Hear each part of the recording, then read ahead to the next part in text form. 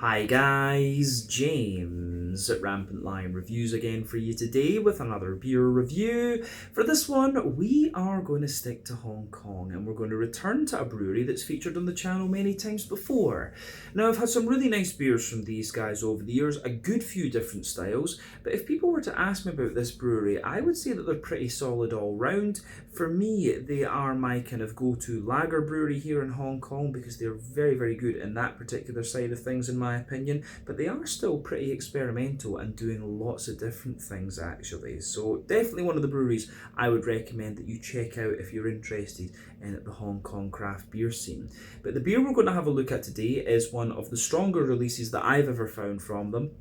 There have been several iterations of this beer before, and this one at the time of filming was released just a little while ago actually. It's a style that I very much enjoy, and I'm quite curious to see what this brewery's take on it is actually. So needless to say, I'm very curious to see how this one's going to turn out. Hopefully it's another good beer. Hopefully it makes for an interesting review, and as always, I hope that you guys watching enjoy my take on this one as well. So yeah, for this review then, we are going to head to Wong Chuk, which is on the southern part of Hong Kong Island here in the Hong Kong SAR, and that means that we're going to have a look at another beer from the wonderful Young Master Brewery. So this particular beer is called Yat Cheen, if I'm pronouncing that correctly. It comes in at 10% ABV, and this one is a triple IPA. From what I understand, this one is a West Coast triple IPA because it's supposed to have 100 IBUs.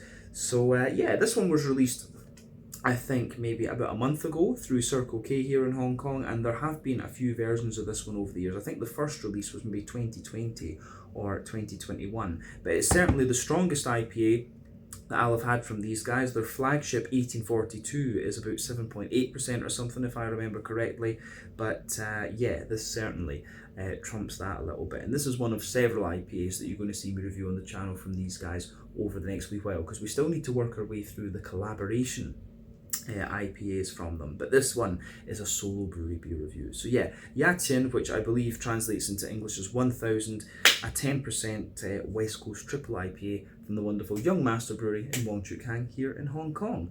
Let's crack on with this one then. So, as always with my reviews, I'll tell you a little bit about the brewery before we taste the beer. If you want to get straight to the tasting though, just fast forward. All the usual links can be found in the video description below. That's the brewery website, the link to my other reviews that I've done from Young Master Brewery before, and we will no doubt add more to that list at some point in the near future. But there's all the usual social media down there. If you want to see more reviews, do please consider subscribing to the channel. The support that you give is massively appreciated, and remember, you can go into the channel homepage and search for beer using the geography tagging system. So just go in there, use the little search bar, put in your hometown, state, county, province, whatever you like. If I've reviewed beers from the area that you search for, they will pop up. Failing that, you can check out the playlist of beers from different countries. You'll find this one in the Hong Kong playlist along with a number of other things, and we will be adding to that over the next wee while, of course, because there's some great beers here in the Hong Kong territory. But yeah, do check out the playlist of beers from other places as well, because there are some really interesting things actually. But yeah, let's go on to my brewery notes then, and I'll tell you a wee bit about Young Master Brewery once again then. So yeah, Young Master Brewery was founded back in 2013 by Rohit Dugar, who is originally from New Delhi in India, but he moved to Hong Kong from New York back in 2011, and he worked for Goldman Sachs, but having been involved in the finance sector for quite a while, he found that he was bored of it, and so he decided to quit and found his own microbrewery. So in the early days, he was joined at the brewery by the German brewer Ulrich Altbauer, who had quite an extensive experience of brewing in China, and he was the master brewer of the company, but unfortunately he died in 2016. So the current brew team is Edwin and Brian, who both of whom have worked for the Young Master company for a number of years, and they've kept up the same experimental spirit that Ulrich brought to the team in the first place.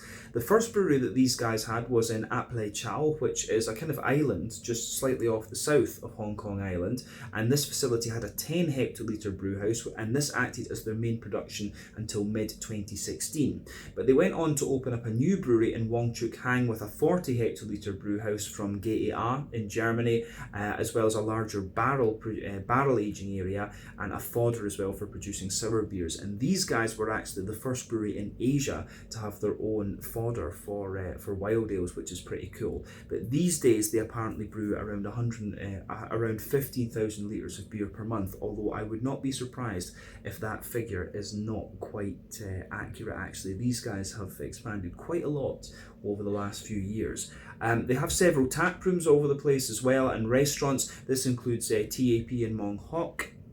Mongkok, I can't speak in this video. They also used to have another one up in Shunwan as well. They've got Second Draft by Victoria Park over in Causeway Bay. They've got Pub 1842 in Central.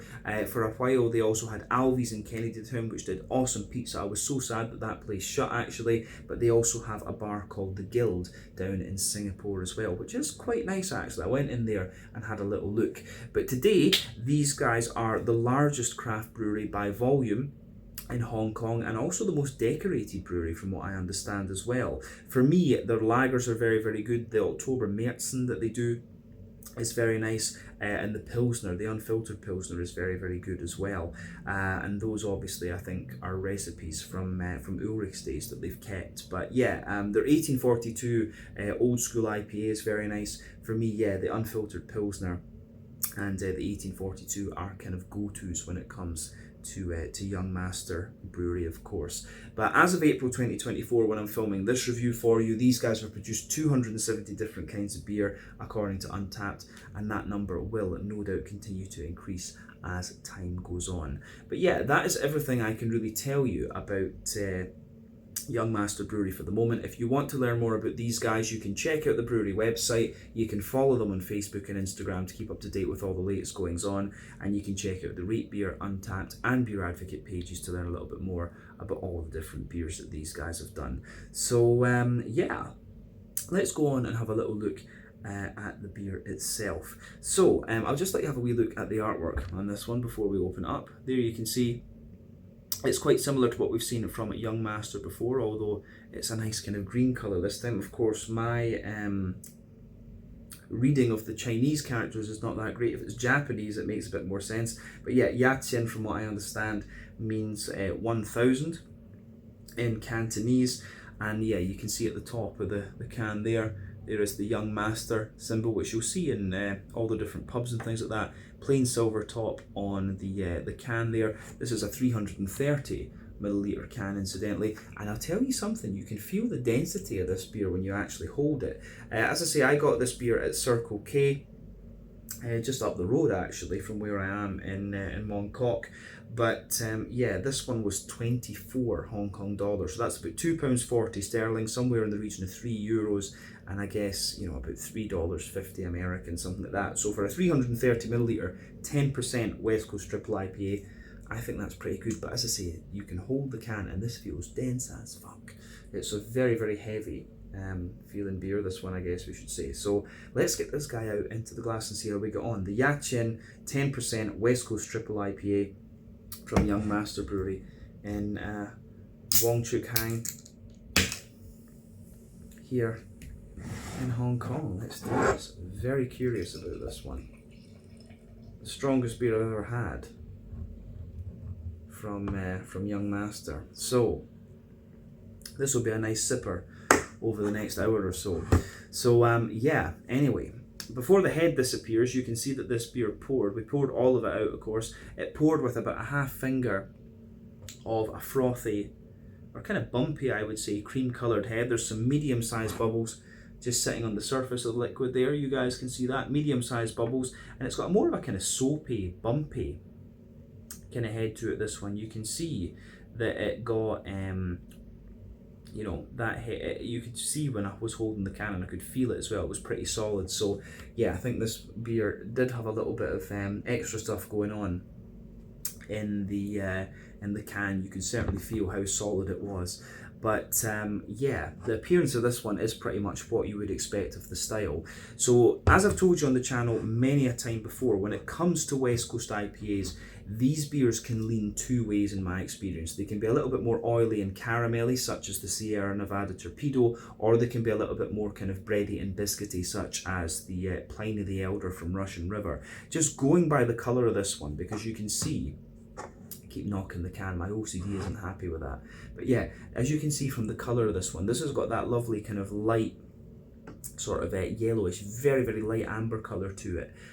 This one I think is going to be a little bit more bready and biscuity. So remember, the colour of your beer depends on a few things. One, the type of malts that you use. This goes a long way to determining your EBC rating. Two, length of your wort boil is also going to play a role, because the longer you boil the wort, the more the sugars caramelise, and thus you get a darker colour of beer. But any barrel aging that you do or adjuncts you put into the beer will affect the colour as well. But when it comes to IPAs, you don't often have to care about that. It is more about the type of malts that you're using in this one. Now this beer does have a little bit of a kind of natural haze to it. I think it is probably unfiltered, because, you know, young master like that.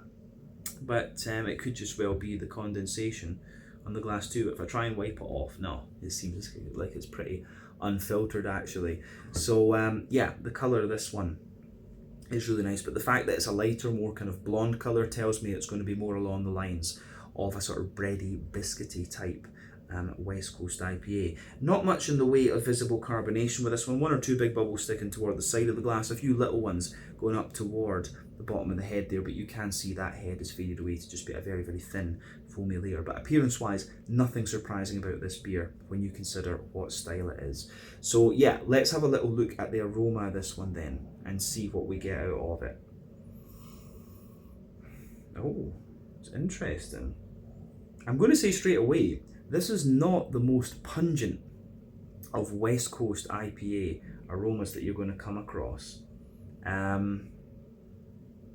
It gives you everything you'd expect, but certainly not quite as pungent. But one thing I would say is that to define a West Coast IPA, more often than not, these ones are completely barley malt. New England IPAs use a little bit of wheat, oat, and barley malt in them, and it's the wheat and the oat that give you the kind of haziness to the beer. And West Coast IPAs have quite a lot of early edition hopping, which is the one that gives you the bitterness. New England IPAs, West Coast IPAs use all three, but New England IPAs rely on late edition and dry hopping, which means brighter green component and a lot of kind of juiciness and things as well. So this beer is really giving you everything you'd expect of the West Coast IPA. You've got a good little bit of malty sweetness in there, as you'd expect. You've got a good bit of a kind of deep dank character there, although it doesn't come across as the deepest and dankest, which is interesting because it is supposed to have 100 IBUs, and you get the nice big oily fruity characters out of this one too. Before we examine the aroma too much, I'll just read the little blurb on the can here for you. But it says, the reawakening of the swashbuckling gangster energy of the inaugural batch, where we used our entire €1,000 of top quality hops awarded for winning a beer competition in a single 1,000 litre batch of unruly 10% triple IPA, obstinately upholding its tenet of more is more. Yat Cheen flaunts its unapologetic swagger through its uninhibited hopping, erupting exuberant citrus and tropical notes and dangerous drinkability. So yeah, it doesn't tell you what hops are in this one actually, but we'll do a guess. But yeah, let's just break the aroma down a wee bit more. But as I say, everything you'd expect from a West Coast IPA. For me, the backbone, you've got a nice little bit of a kind of fresh wholemeal brown bready bread crust coming out of this one. There's a little bit of woodiness in there. There's a wee bit of cracker, a lot of sweet. There's a lot of sweet brown bready character coming out of it, which I think is great. You've got some nice white bready notes coming out of it as well. But yeah, on top of that, you're getting a lot of the kind of oily, biscuity, brown, sugary sort of things coming out of this one. So yeah, the way that goes together is really quite nice. Yeah, aroma wise, this is pretty good actually. So yeah, bread crust, brown bread, white bread, little bit of woodiness, little touch of cracker, but big kind of like it's like really oily biscuit. If you think of McVitie's digestive biscuits, it's very much like that. That big kind of concentrated boozy biscuity sort of thing is very, very apparent in this particular beer. yeah, I don't know if I'd go quite as far as saying straight up caramel. It is more like a really concentrated, boozy, biscuity character that's coming out of this one. Let's focus on the hoppy side of things then. So, as I've mentioned in videos before, when it comes to IPAs, there are three kinds of hopping. Early edition hopping, which takes place in the first hour of the wort boil, that gives you a big, deep, dank aroma, and it's mainly responsible for bitterness. Late edition hopping takes place in the last half hour of the wort boil. That gives you a kind of brighter green component, if you like, but it's more it gives you a little bit of flavour and aroma, but mainly, or well, gives you a little bit of bitterness, but mainly flavour and aroma, and that gives you a kind of brighter character in your beer. But yeah, dry hopping, which takes place after the wort boil is complete, that's all about flavour and aroma, and that again gives you a very kind of bright green component. West Coast IPAs use all three types of hoppings, whereas New England IPAs tend to rely on late edition and dry hopping. But many West Coast IPAs these days have had the bitterness dialed back a bit, because a lot of new craft beer drinkers are not used to the levels of bitterness that we used to have in these beers back in, you know, the early 2010s, if you like. But with this beer, the green component is pretty kind of punchy, if you like. It takes a wee bit of time to kind of come out, and I do suspect from the beer we're going to get more of it in the actual flavour. But there's a little bit of earthiness in there, which you'd expect. There's a little bit of earthiness in there. You've got a nice kind of there's a little touch of herbal character, wee bit of floral note too, but the whole hoppy character of this beer is actually quite oily. The green component is certainly very, very oily. And this one, I would be very curious to know what varieties were used in this, but having researched around, I just couldn't find it. But yeah, the more that you smell of this one, the more you're going to get a little bit of a kind of piney resin note out of it. So yeah, you've got earthiness, herbal character, a little bit of pine resin, good little bit of floral aromaticity, and also a wee bit of a kind of zesty grassiness coming out of this one as well. But yeah, the way everything pieces together in this one, I think, is very, very nice. Yeah, on the fruity side of things then, let's have a little look at that. For me, there's a bit of a kind of deeper, danker grapefruity note. Yeah, a little bit of a deeper, danker grapefruit. I think I just got a little bit of condensation, or I lost a little bit of beer there. Could feel it on my leg. But yeah, a little bit of grapefruit in there. But overall, it comes across as being quite tropically. I wouldn't be surprised if this was an old school kind of sea hop beer, you know, Citra Centennial, something like that. But yeah, good little bit of passion fruit for sure. Oily mango in there. You know, wee bits of pineapple and stuff like that. But I'm getting quite a bit of a kind of gooseberry, lychee kind of note in this one. We're talking about the hops in euros. Could it be a little bit of Hallertau Blanc? Because there's almost a slight noble character to the green component in this as well. The earthiness and the herbal character. Could be a little bit of that, and obviously the gooseberry notes. So quite a bit of gooseberry out of this one actually, which is interesting. Yeah, I get a lot of gooseberry out of this. There's a wee bit of orange in there, maybe a bit of Mandarina Bavaria if they're using German hops. Yeah, that wouldn't surprise me either. I think there's maybe a bit of Citra in this one, or something more tropical. You know, it could be Galaxy. Oh, I don't think it's quite strong enough to be Galaxy right enough. It could be a bit of Idaho 7, El Dorado. There's a few options for the more tropical side of things, but I think I've got a feeling that it could be Hallertau Blanc in this one, and maybe a little bit of Mandarina Bavaria. I'd be very, very curious to know. But yeah, gooseberry, bright orange, a little bit of like passion fruit, mango, bit of pineapple and stuff like that. But overall, the aroma of this beer is pretty damn interesting actually, and everything you'd expect of a West Coast triple IPA. So yeah, as I always say, take a little bit of time to just enjoy the aroma of the beer before you get stuck into it. But I think it is about time that we try this one and see what it's all about.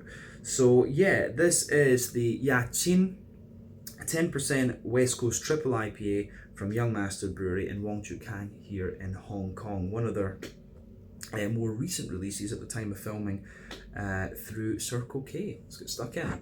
Slàinte, skål, cheers. Very curious about this.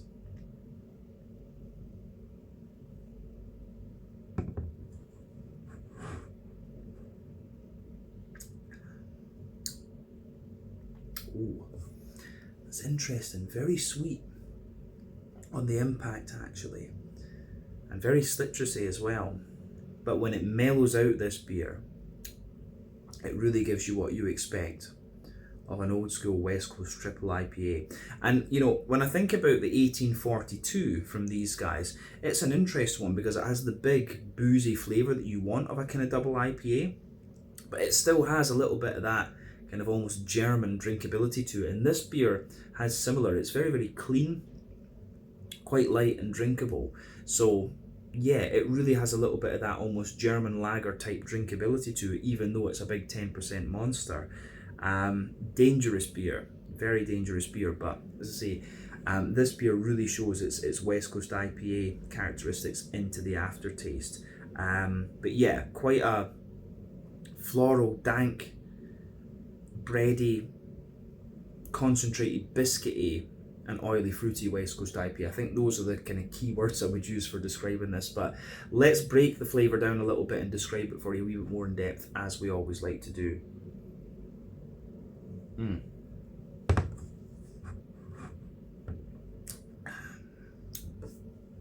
Not too bready, this beer at all, actually. It really is quite biscuity. But yeah, let's go to the middle third of the palate then. The backbone of this beer, you have this sort of fresh, white bready bread crust in there. As you move further forward, it's got a little bit more of a, it certainly has a little bit of a woody character in the base of that front third of your palate. Well, at the front of that middle third of your palate, I should say. So there's a little bit of woodiness in there. I do get a very slight hint of cracker in this one into the aftertaste too, but yeah, the woodiness and the cracker kind of blend together. The bread crust, as we said.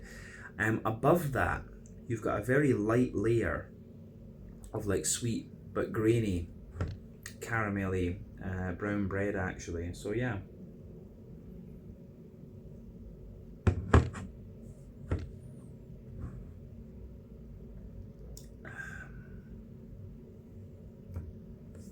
So yeah, the way that goes together is quite interesting.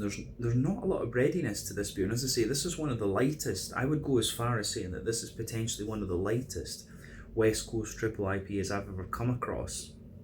This one, it really is very, very clean. Like above that sort of slightly crackery layer, you've got a dense, sweet, brown bready note coming out of the beer.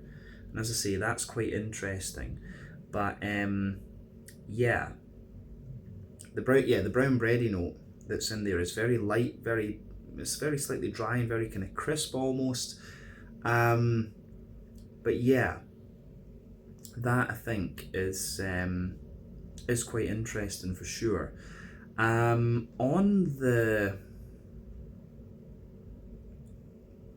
top of that, can we say anything else? I think there's a layer of like white bread above the brown bread layer. So you've got the brown bread, the white bread, and then you get a little bit of the oiliness coming out of this one.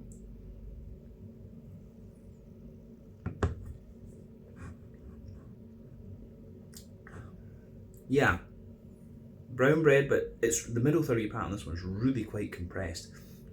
Brown bready layer, white bready layer, then you have like a sort of, it's almost like a very slightly toasty, biscuity layer.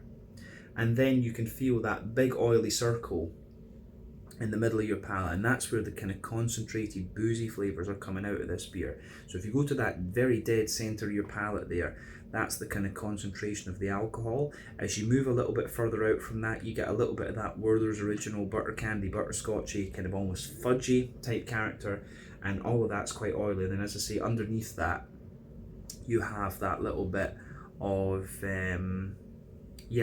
you have that little bit of kind of McVitie's digestive biscuit, and all of that sits on top of the kind of very light bready character that comes out of this one. But I think after we've said that, we've covered everything that we can say about the middle third of the palate in this beer.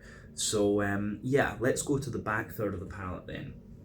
Border region between middle and back third of your palate, you get a nice little bit of bready build up in there. You can feel in the base that you have a little bit of like a brown bready character, then a white bready character above that. The back third of the palate, incidentally, has a lot more breadiness to it, and this is where the yeasty character comes out too. As I've often said, the back third of your palate will give you similar flavours to the middle third of your palate, just at different intensities, and that's certainly what you're getting here. But remember, sweeter flavours come out further forward, more kind of dry and bitter flavours come out further back. So in the back third of your palate, you can feel the bread crusty character is a little bit more kind of dry and things like that. Then you've got a very distinctive like Jacob's cream cracker quality sitting above that. Then you can feel a taller layer of like a light, quite light and airy, but slightly sweet brown bready character. Then the white bready character sits on top of that, and you can feel some of the drier aspects of the kind of McVitie's digestive biscuits that I was talking about earlier, just creeping over the top of this one. So yeah, I think that covers the malty side of the back third of the palate quite well, but above everything else you've got the yeasty side of the beer. So let's have a wee look at that.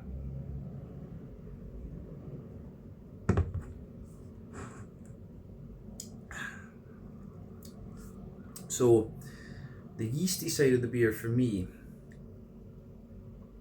again, it's very, very light.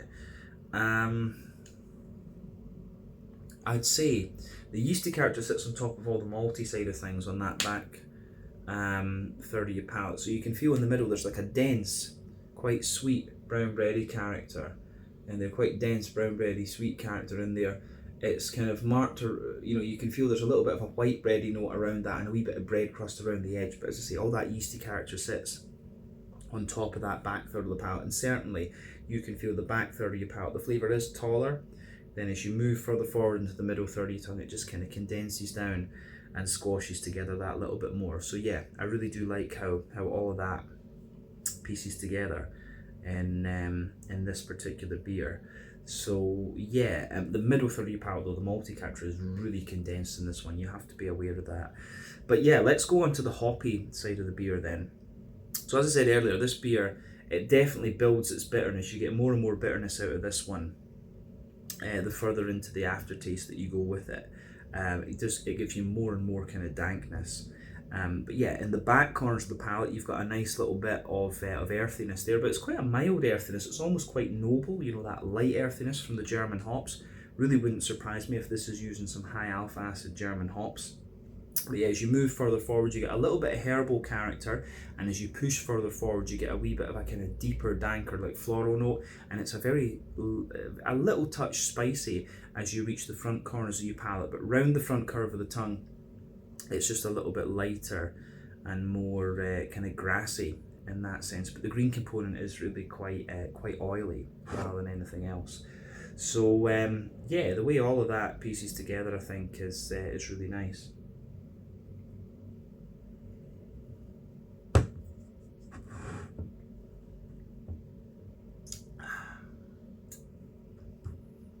So yeah, the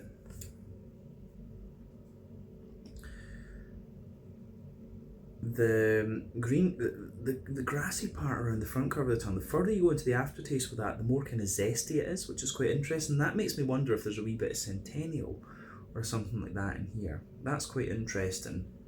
But yeah, let's have a wee look at the that front third of your palate more in depth. So border region between front third and middle third of your palate, you can feel the little bit of bready build up in there, brown bread in the base, white bread on the top. Then the base of that front third of your palate, you've got the bread crust in there, a little bit of cracker, brown bread, white bread.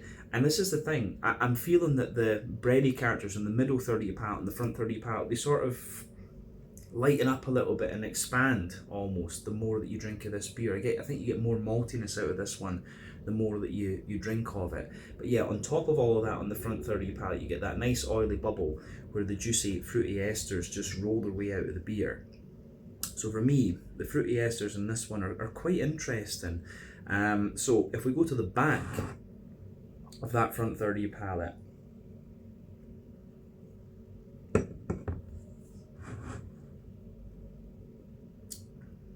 yeah, it's got almost a very slight kind of peachy sharpness there. But then as you move further forward, there's a little bit of peach, there is a wee bit of mango and pineapple and stuff like that. That makes me think maybe a little bit of,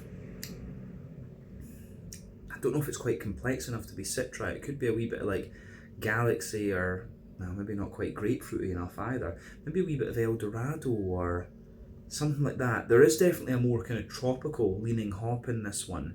But yeah, as you move further forward, there, as I say, you've got a bit of peach, you've got a bit of mango, a bit of passion fruit, a little bit like dry apricot underneath, and a wee bit of pineapple. You know, you have got this more tropical leaning side to the beer. But as you go into the front half of that front third of your palate, it's definitely got more of a kind of